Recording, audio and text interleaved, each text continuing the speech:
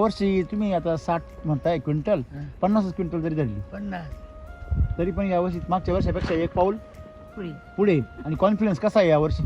धनकून आहे धनकून बा आणि मागच्या वर्षी रिपीट लोक तुम्हाला मागणार ते आताच मागताय काय हळद काय?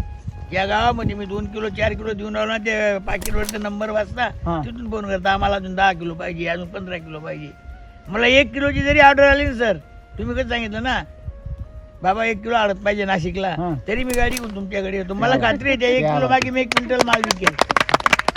मी असं नाही म्हणणार ते 1 किलो आहे मी कशाला जाऊ त्यांच्याकडे द्यायला. बरोबर. मला खात्री आहे 1 किलो वर तुमच्या बरोबर एवढे लोक बसले आहेत, बरोबर. याच्यातले निम्मे तर नक्कीच घेतील. बरोबर आहे. राम सरांनी घेतली म्हणजे नक्की काहीतरी चांगलं आहे. बरोबर बरोबर. त्यांनी आणखी पुन्हा घेतली का हा ते अजून घ्या ना. बरोबर. मग घरी गेल्यावरती घरची गृहिणी म्हणते ना हे काहीतरी वेगळंच आहे, वेगळंच आहे. ती आणा हळद ती. आज मला सांगा तुम्ही ओली हळद विकली, किती विकली? काय 5-10 किलो भाऊ बरोबर आहे ना? तर ते लोक पुढच्या वर्षी तुम्हाला परत फोन करणार. आत्ताच करतील काय फोन. बरोबर आहे की नाही? अजून तो सांगेल तुम्ही- डायरेक्ट पॅक करायची लग्जरी टाकून घ्यायची.